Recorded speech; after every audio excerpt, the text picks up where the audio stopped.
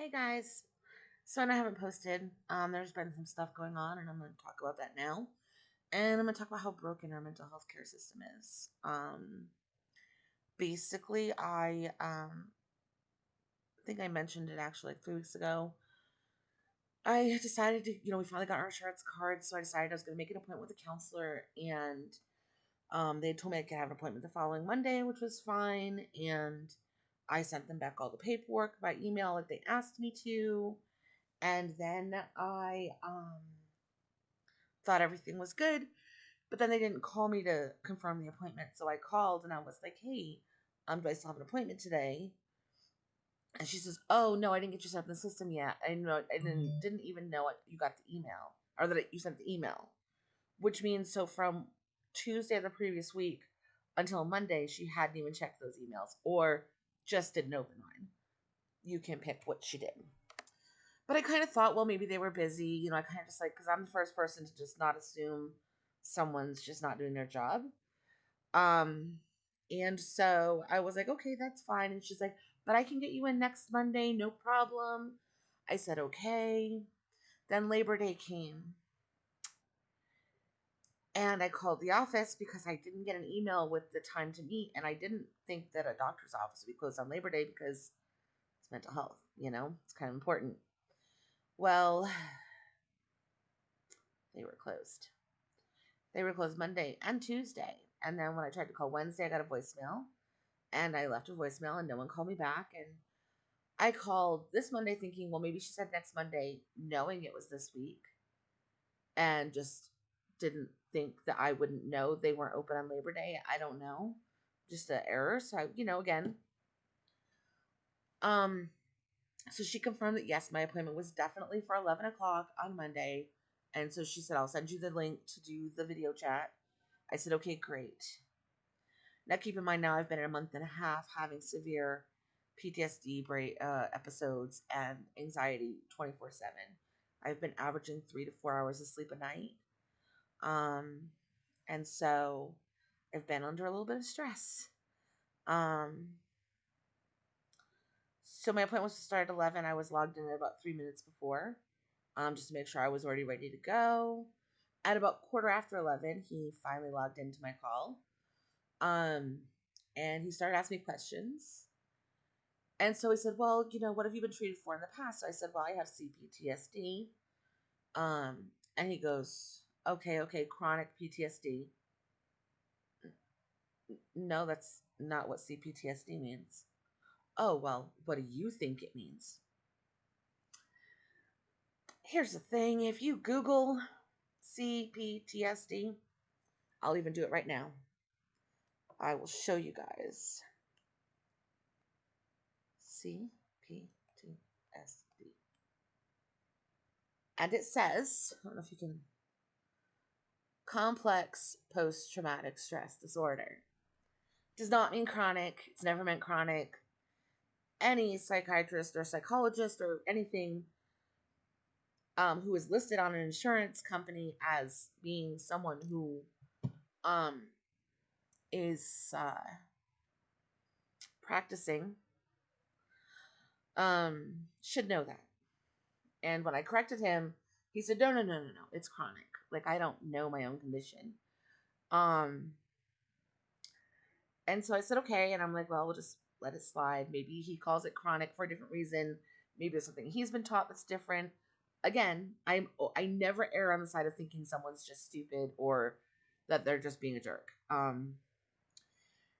And he kept harping on my nervous breakdown at 13.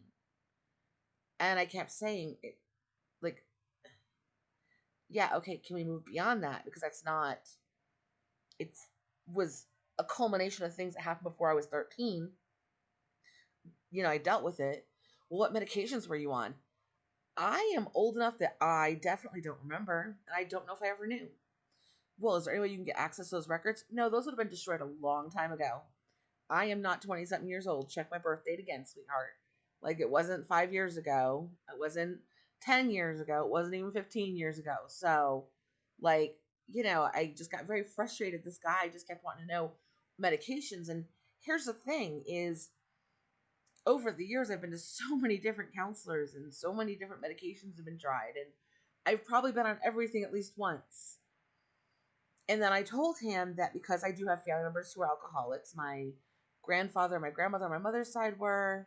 I have aunts and uncles on my other grandparents' side, like their siblings, not my father's siblings, but people above them who were alcoholics. And so I know that there could be, probably is, like pre-existing ability for me to become addicted to things.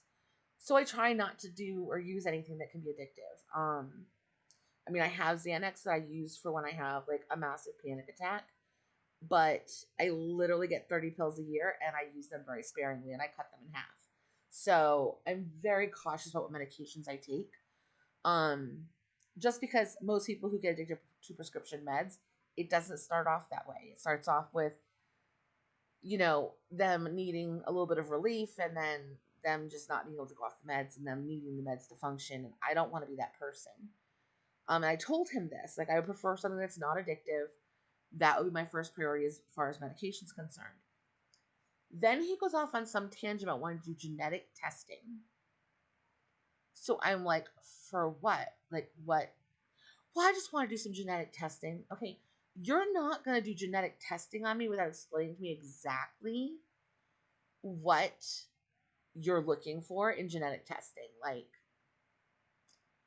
no, like, I'm not doing that. How much is this? Oh, it's about $300. No, I'm definitely not doing this. It is September. My policy for my insurance starts up again in January. We have a high deductible policy.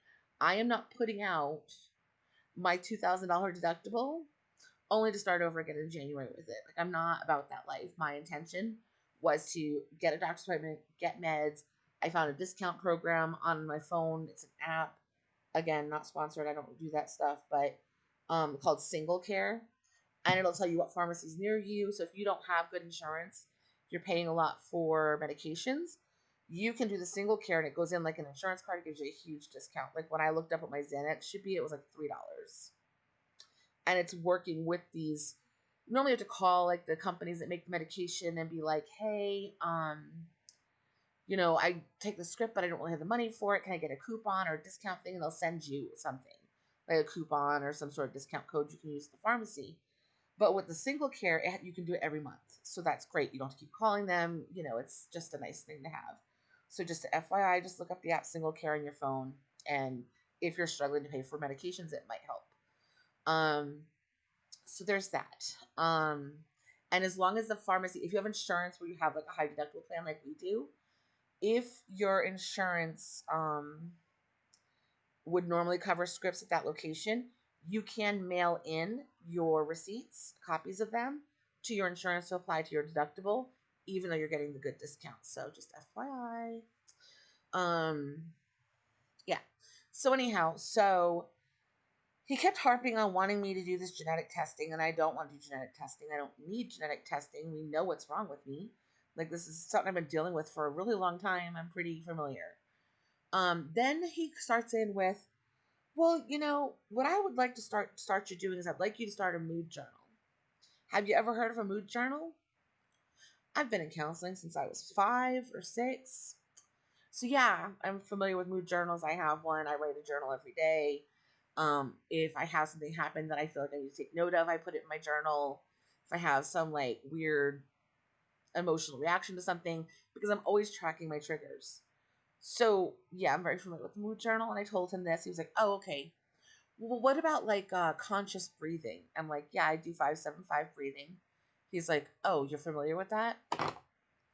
I told this guy 3 times during the phone call that I've been doing counseling for a number of years since I was 5. I've probably got every technique down to a science that I need to know on how to do things to try to calm my issues. And then he said, "Well, okay. Well, have you ever tried when you're having an episode saying, what are 5 things I can see?" I'm like, "Yeah, I do it all the time. And I have it on my phone screenshotted so I can read it if I need to." Oh, well, those are the 3 techniques I usually suggest to people with anxiety.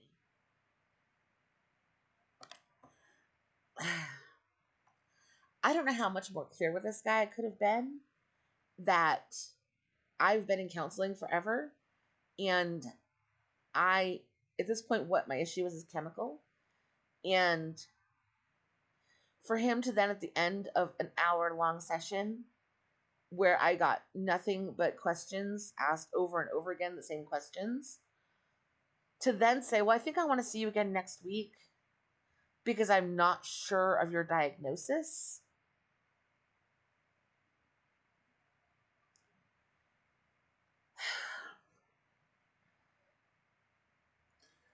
So this guy was like older than dirt. I thought doctors and stuff had to like stay like doing like extra training and stuff, but he apparently doesn't. Um, so I called a different facility today to see if I could get in there for telehealth. It's actually like a 30-minute drive away, so my insurance listed a drug rehab as a place I could go for counseling, but obviously they're not gonna take me because I don't do drugs.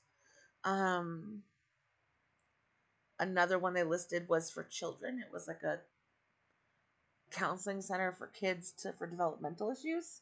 I'm like, why do you have this listed as a place that does counseling for PTSD? Like that doesn't make any sense.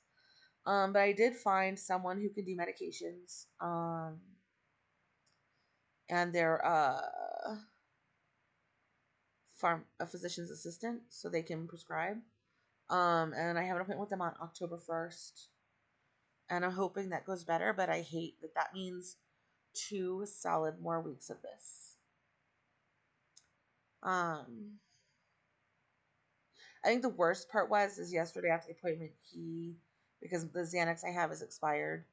Because like literally I have a 30 pill package and I had 26 pills left and I got it 2 years ago. So it's expired now, and I know it can affect how strong it is, and sometimes it can make it stronger. Sometimes it can make it not strong at all. Like lots of things can happen to your meds when they're expired, which is why it's better to bring them down to your police station and find out where their medication disposal container is. But he said, I'm going to call you on a script. How many pills do you want? And I'm like, well, I generally get 30 and it lasts me a year or two. And he was like, okay. And I told him my script was 0.25 milligrams because I don't like medication. And he's like, I'm going to give you 1 milligram. Really? You're going to quadruple my dose when I'm telling you that 0.25 works for me? And do you know how hard it is to cut these little tiny pills into quarters? Impossible. I would just have shreds of medicine and powder on my table in my little cutter. But that was beside the point. I was just like, okay, I'll just cut them in half and then see what I can do from there and whatever. So I wait 4 hours to go to the pharmacy for the script too, by the way. And they never called it in. So I'm standing there and the pharmacist is like, I don't have anything for you. Not in our computer, not in our fax machine. Like, do you want me to call their office? I look down, like, their office is already closed. Like, there's just no point at this point, And he was like, oh, okay, I'm really sorry. And I'm like, yeah, me too. Because I probably could have broken them down enough so that I could have started taking those at night so I could actually get sleep. Kind of miss sleeping. It's kind of a thing I haven't really done in 2 months. And that's why my posts have been so messed up, is ever since the move and the lockdowns and everything, my mental health just hasn't been great. Every time I try to resolve stuff, it just doesn't get resolved. And I just constantly am just getting so anxious, and trust me, my house is a mess because I can't concentrate long enough to like drill down into, what needs to get done. But I did start making the dolls. I did start my Etsy shop.